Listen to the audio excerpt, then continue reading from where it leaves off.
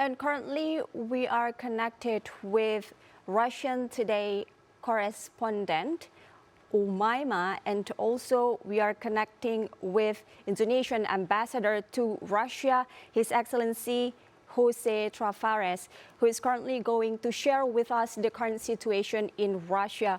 We're going to the Russian correspondent first, Omaya.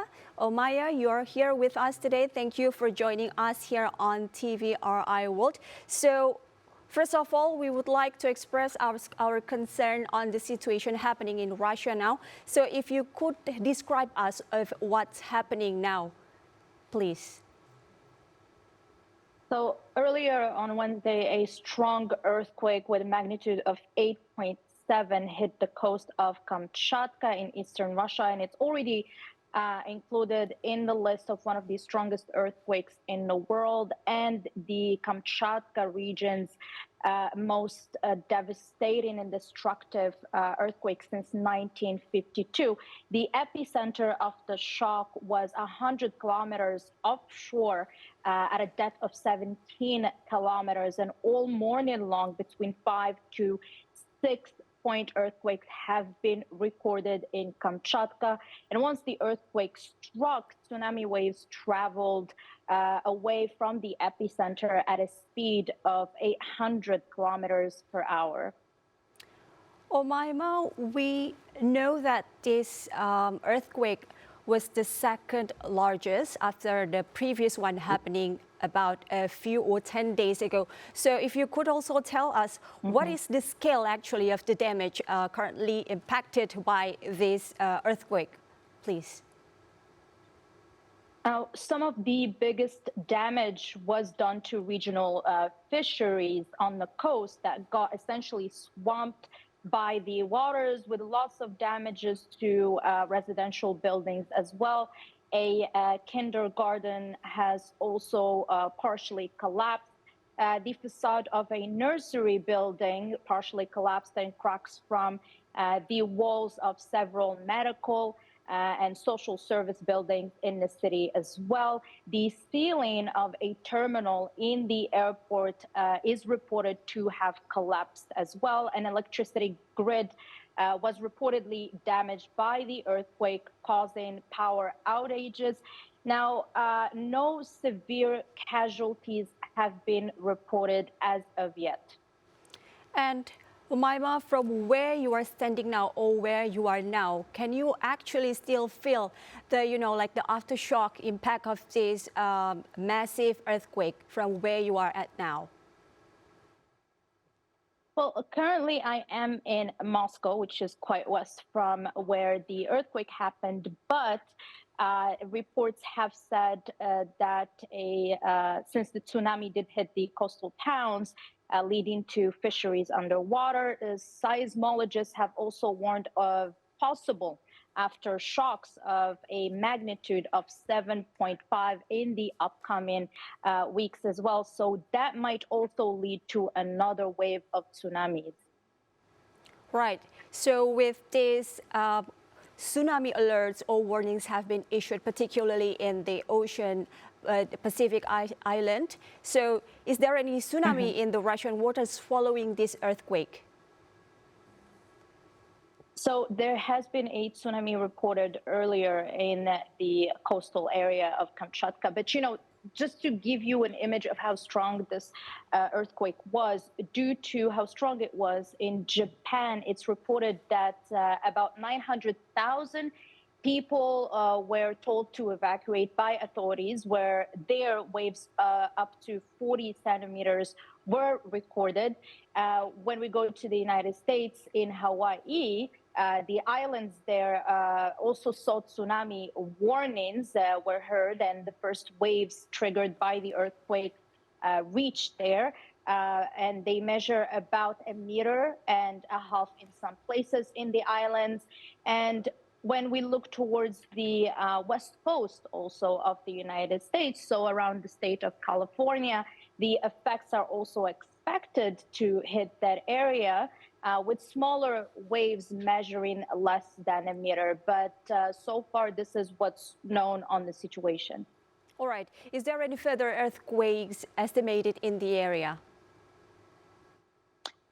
In Kamchatka, it is said that possible aftershocks would be expected of quite a high magnitude of over 7 as well.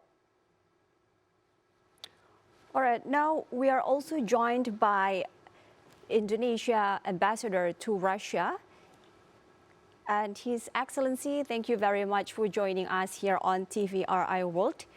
We would like to hear from you on the current situation there, as we know that the 8.8 earthquake has hit Russia for the eastern Kamchatka Peninsula. So could you please, Your Excellency, describe to us the earthquake locations and how is the situations of where you are at the moment, please? Well, thank you, Stephanie. As already been described by our colleague from RT, as well as you have already put on the television. So the earthquake in Kamchatka is the distance between Moscow and Kamchatka is about 6,600 kilometers.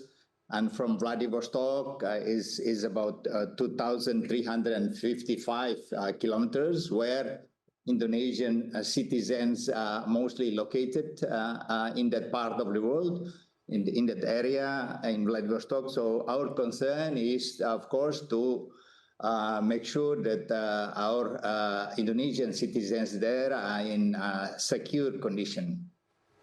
All right, Your Excellency, can you also tell us how many exactly Indonesians are living there, perhaps in the impacted area?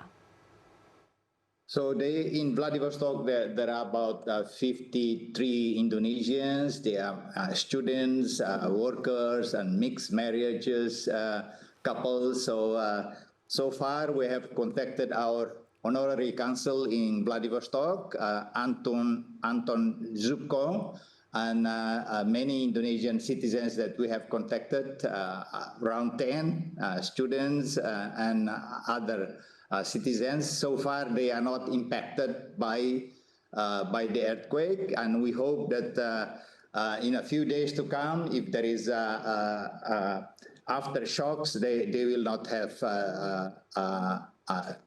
the impact that we are worried about. All right, Your Excellency, with this major event, massive earthquake, what mitigation measures have been taken by the embassy for the Indonesian citizens who live there? Well, we have honorary consul, as I mentioned. So if there is anything happens, then our honorary consul will assist Indonesian citizens in Vladivostok region. If there is required, then we have to fly there. You know that there is 6,600 kilometers, so it will take like 9 hours to fly from Moscow to Vladivostok.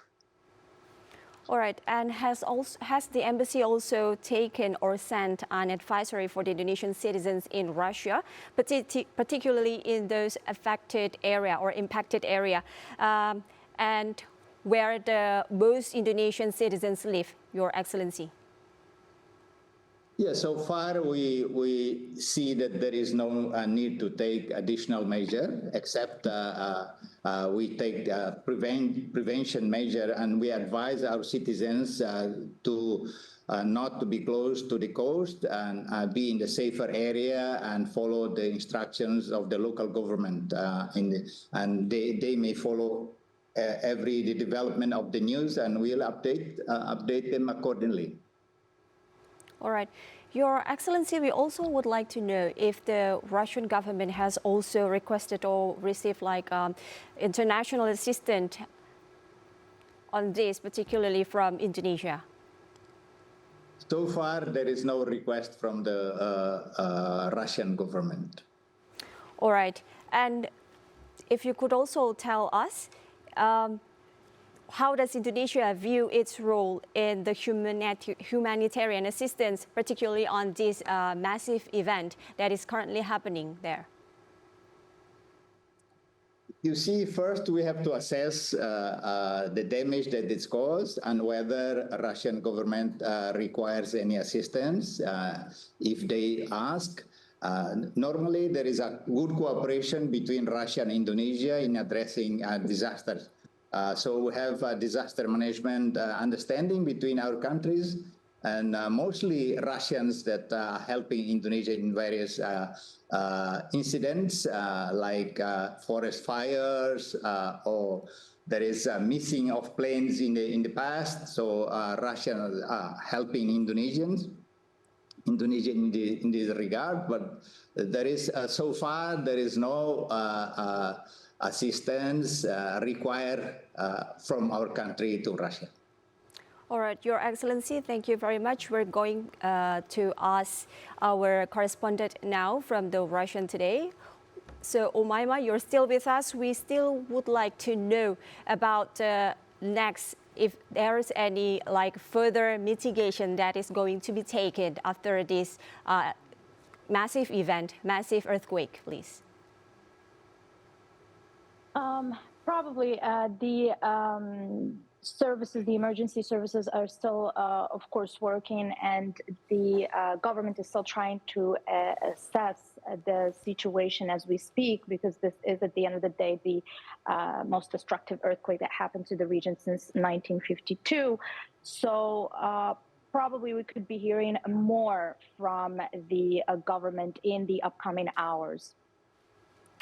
And also, Mami, I would like to know if there's any, local communities responded on this massive event, or are there any grassroots relief efforts underway? Well, there have been reports that some whales were found on the shore of the coast, and people still went to the coastline in Kamchatka trying to help out. Of course, there are places where people can go for safety, and people are urged by the government to stay away from the coast as much as possible, because it's still quite a dangerous zone at the moment. All right. We know that the area is impacted very massively, but have journalists actually, as we are journalists, so have journalists actually had open access to the disaster zones? At the moment, I personally do not have information on that, because I am currently in Moscow, but I do assume that, yes, journalists probably are there at the moment. All right. So if you have any message for anyone out there, if you could say, and later we'll go to His Excellency, Mr. Ambassador. So, Umaima, please.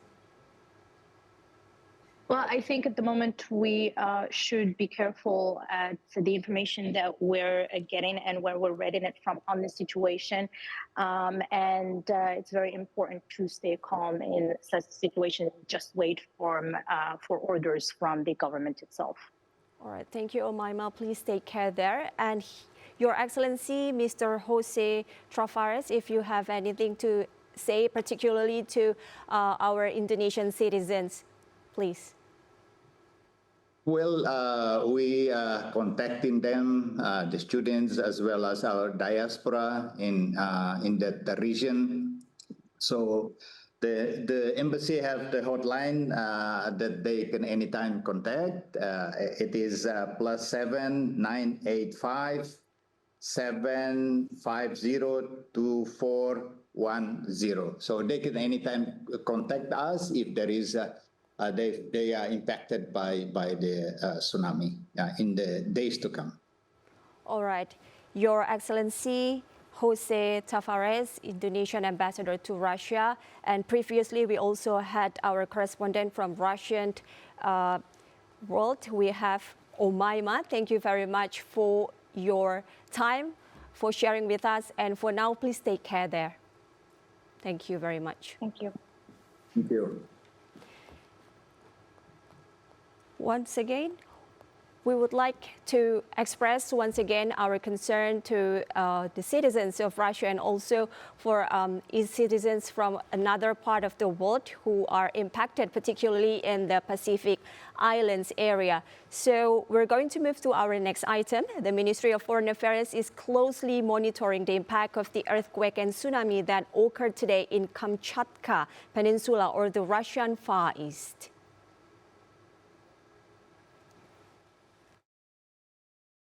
The earthquake, which reached a magnitude of 8.8, triggered a tsunami that has affected several countries across the Pacific region. At present, intensive coordination is underway with the Indonesian embassies in Moscow and Tokyo, as well as a consulate general in Osaka and Los Angeles.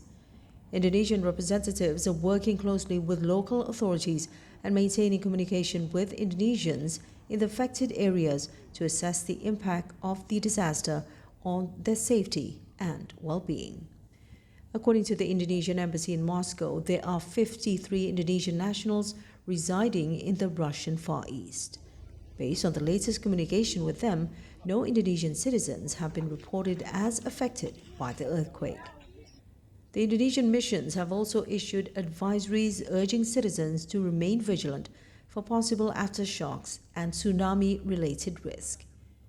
In case of emergency, Indonesian nationals are advised to contact the following hotline numbers. Embassy of the Republic of Indonesia in Moscow, +7 985 750 2410. Embassy of the Republic of Indonesia in Tokyo, +81 80 3506 8612 or +81 80 4942 7419. The Consul General of the Republic of Indonesia in Osaka, +81 80 3113 1003. Consul General of the Republic of Indonesia in Los Angeles, +1 213 590 8095.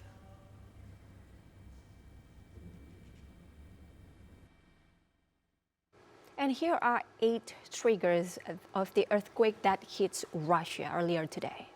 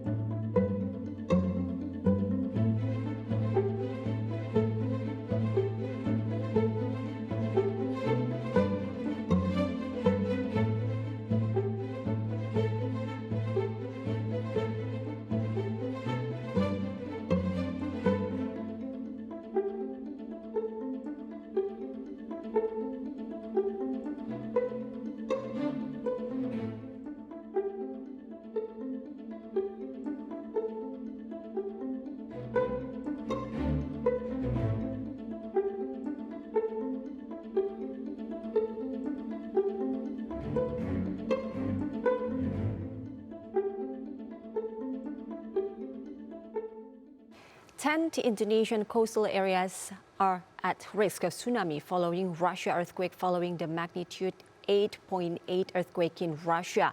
The Meteorology, Climatology and Geophysical Agency identified 10 coastal regions in Indonesia with potential tsunami risk, along with estimated arrival times of the waves.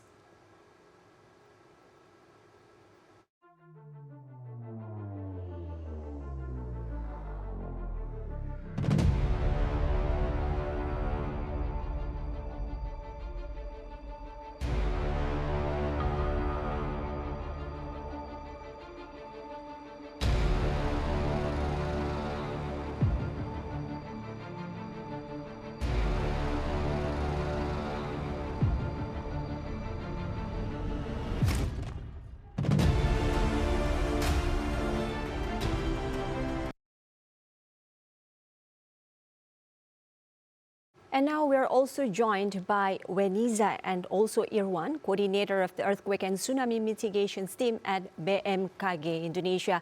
So, good afternoon. Bu Weniza and also Pak Irwan, thank you for joining us here on TVRI World. We would like to know and get your insights on what is currently happening in Russia that also has impacted several places or some other parts of the world. So first of all, could you please explain the criteria BMKG uses to determine whether an undersea earthquake, especially one occurring far from Indonesia like in Russia, has the potential to trigger a tsunami threat for Indonesia coastal areas? So if I could go to Ibu Wenisa first, please.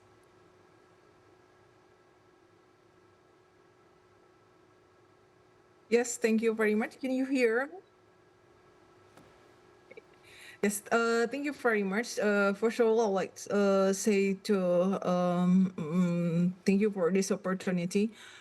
Following the earthquake that has been occurred in Kamchatka, Russians, it's actually has trigger tsunami potential to the Indonesian region. As already mentioned, also there are 10 regions in 5 provinces in Indonesian regions that has been affected to the tsunami potential.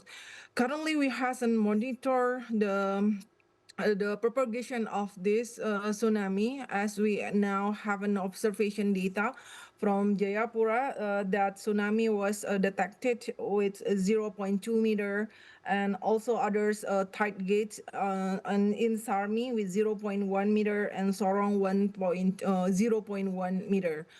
So the criteria for considering the tsunami potential to the Indonesian region, currently BMKG as the National Tsunami Warning Center, and also Indonesia under the BMKG responsibility as the tsunami service provider. As the National Tsunami Warning Center, BMKG has the pre-calculated scenario tsunami database for the national area. And for this earthquake, actually, BMKG has tsunami modelings, and from that modeling, we can know which area that could infected to the Indonesian region. So, based on that modeling that we have now in BMKG, considering the magnitude and also the mechanism source of that magnitude, and also the depth of this magnitude, so that's the component or the point that we consider that also this earthquake can affect to Indonesia.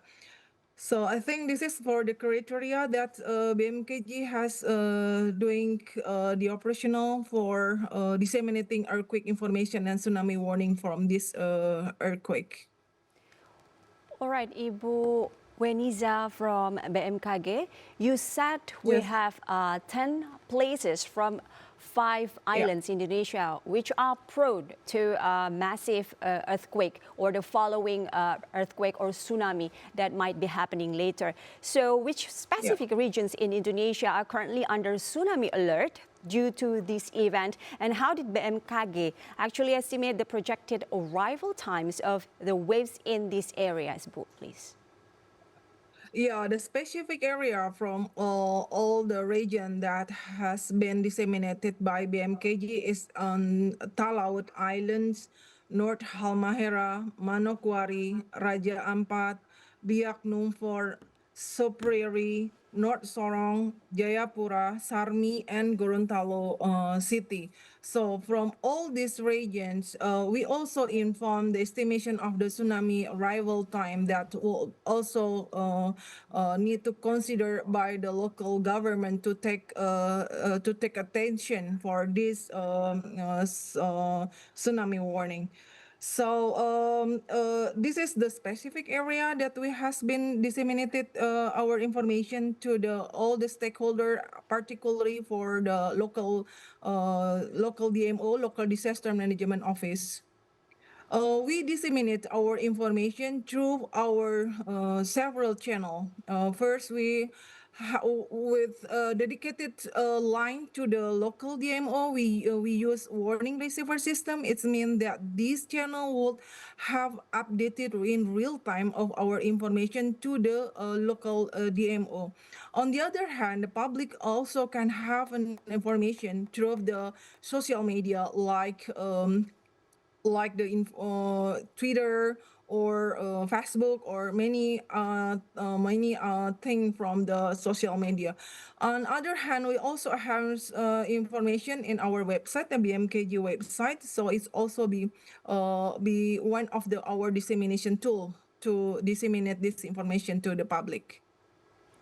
All right. Mr. Irwan from ITB, would you like to also comment on this note on which specific regions Indonesia is currently under tsunami alert due to this event?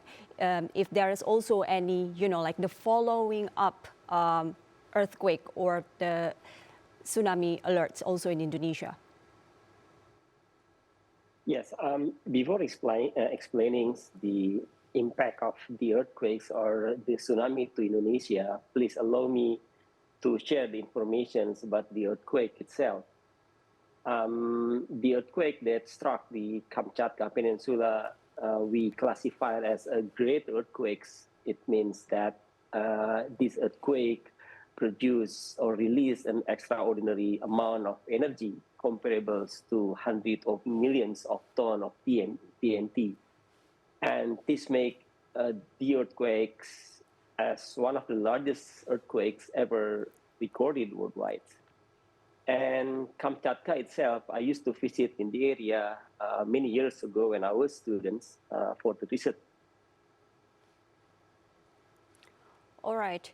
Professor Dr. Irwan Maulana from ITB, and previously we had... American plates. All right. Professor Dr. Irwan Maulana, and previously we had Ibu Weniza, coordinator of the earthquake and tsunami mitigation team at BMKG. So thank you very much for joining us here.